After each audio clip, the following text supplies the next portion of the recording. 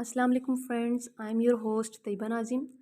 Today's my concern topic is immunity and its types. So first of all we define what is immunity. The ability to recognize any foreign invaders that mobilize cells and cell products help to remove the foreign material with high speed and effectiveness. Means foreign invader कोई भी pathogens micro organism जो हमारी body के अंदर enter होता है उसको recognise करने की सलाहियत।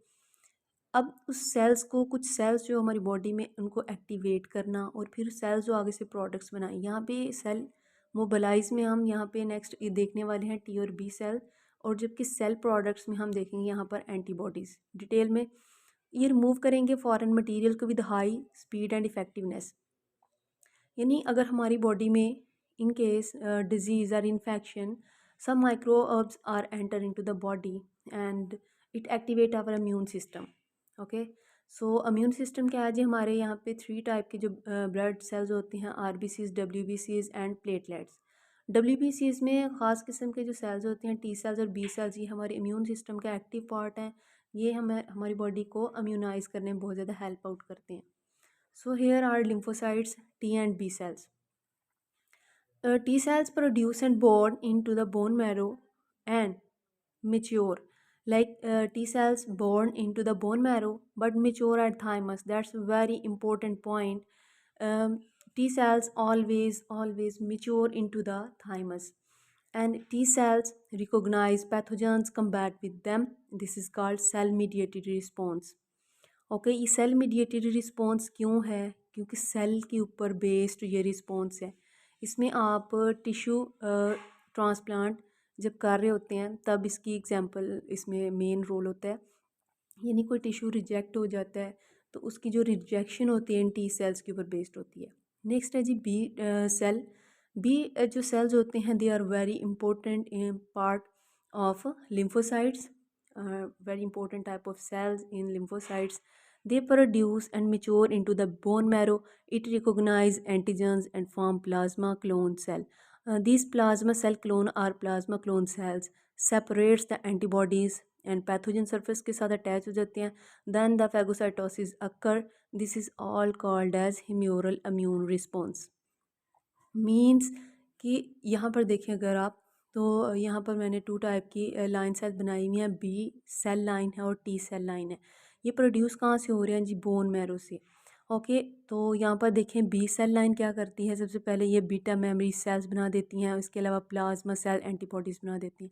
यहाँ पर अगर हम बात करें टी सेल्स की, तो टी मेमोरी सेल्स बनाते हैं और effectors cytokinesis.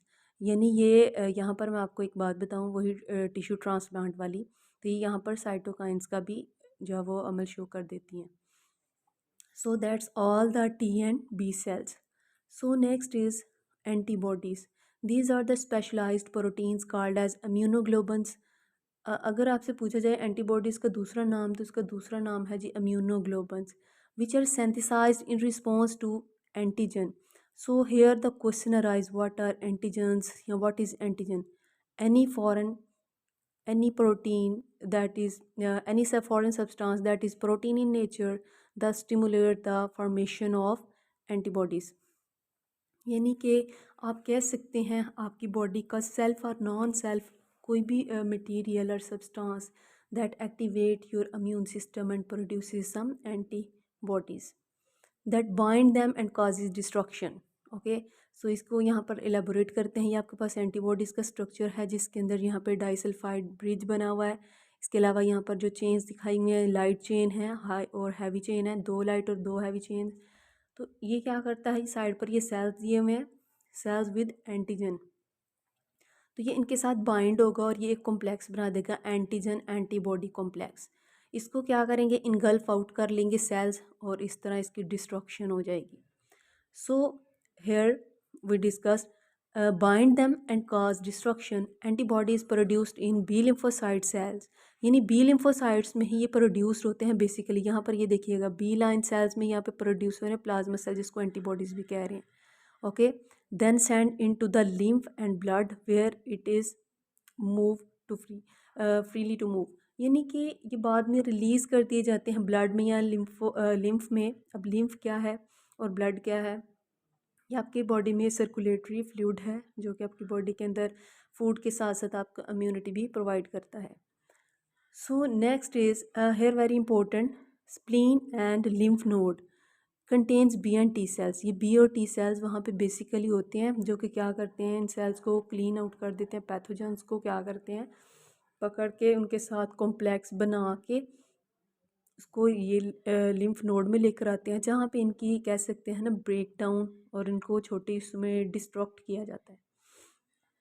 So the next is acquired immunity types. अगर हम बात करें कि इसकी टाइप्स कौन सी हैं तो वो टाइप्स अब देखने लगे हैं।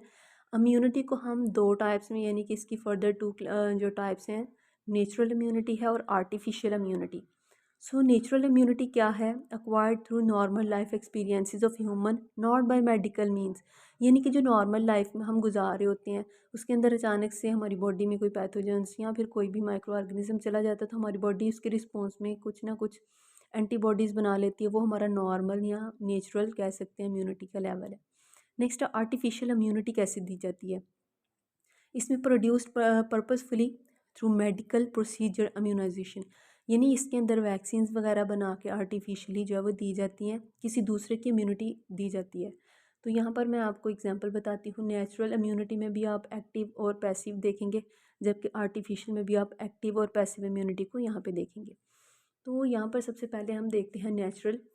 नेचुरल इम्यूनिटी क्या है, तो इसमें एक्टिव इम्यूनिटी क्या है, ये डायरेक्ट डिवेल्प होती है by his or own immune response to microbe. यानी किसी माइक्रोब के साथ इसका डायरेक्ट कॉन्टैक्ट होता है, फॉर एग्जांपल इन्फेक्शन की बात की गई है तो तब उसकी बॉडी में जो भी इम्यूनिटी मेमोरी सेल्स क्रिएट होंगे वो उसकी एक्टिव इम्यूनिटी है। यहाँ पर देखें अगर नेचुरल में, तो पैसिव इम्यूनिटी में क्या होता है, one cell receiving the performed immunity made by another person. इन किसी दूसरे इंसान की बनाई हुई यानी कि क्या करें इम्यूनिटी को यूज़ करना। एग्जाम्पल है मेटर्नल एंटीबॉडीज़, यानी एक मदर जब फीड करवा रही होती है अपने बेबी को तो उसके मिल्क के अंदर बहुत ज़्यादा एंटीबॉडीज़ होती हैं जो कि बेबी का इम्यून सिस्टम स्ट्रॉन्ग करती हैं, उसको प्रोटेक्ट करती हैं। सो आर्टिफिशियल में देखते हैं, यहाँ पर भी डेफिनेशन तो बिल्कुल एग्जैक्ट है, डायरेक्टली यही डेवलप होता है immune response to the microbes. Example इसमें है वैक्सीनेशंस, जैसे कोविड-19 लास्ट ईयर्स में, ये लास्ट 90s में जी। तो यहाँ पर हम देखें 2019, तो इसकी जो ब्रेकडाउन हुई थी कोविड-19 की, तो वहाँ पे बहुत ज़्यादा केसेस जो डेथ के पूरी वर्ल्ड में रिपोर्ट हो रहे थे, तो उसको फिर ओवरकम करने के लिए साइंटिस्ट ने बहुत वर्क किया और फिर उन्होंने अल्टीमेटली क्या कि उन्होंने बहुत ज़्यादा वैक्सीन्स बनाई।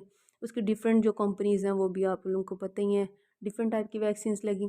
अब यहाँ पर जो है नेक्स्ट है passive immunity, one person receiving the performed immunity made by another person.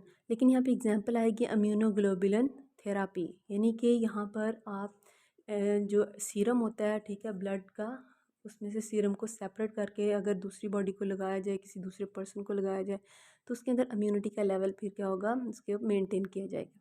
सो ये सारा आपका है जी इम्यून सिस्टम कैसे ये प्रोटेक्ट करते हैं, इसकी टाइप्स क्या है इम्यूनिटी की, उसके अंदर कौन कौन से कंपोनेंट्स हैं, कौन कौन से सेल्स इन्वॉल्व हैं। तो यहाँ पर एक मैंने नोट लिखा हुआ है एड्स के बारे में। अब एड्स क्या है, एक्वायर्ड इम्यूनो डेफिशिएंसी सिंड्रोम। तो ये एक दफ़ा अगर हो जाए, ठीक है, तो ये डायरेक्ट आपके इम्यून सिस्टम को हिट करता है, ठीक है, इम्यून सिस्टम इतना वीक कर देता है कि उस पेशेंट को या उस पर्सन को इस काबिल छोड़ते ही नहीं है कि वो रिकवर कर सके, ठीक है। तो उसके लिए स्टिल अभी तक कोई वैक्सीन भी अवेलेबल इस डिसीज़ की नहीं है। सो इसका अभी तक कोई ट्रीटमेंट नहीं है, ठीक है। तो ये आप देख लिए, अगर इसमें कोई भी क्वेश्चन है या फिर कोई भी कन्फ्यूजन है, कोई भी क्यूरी है, तो आप काइंडली इनबॉक्स कर सकते हैं। थैंक यू, अल्लाह हाफिज़।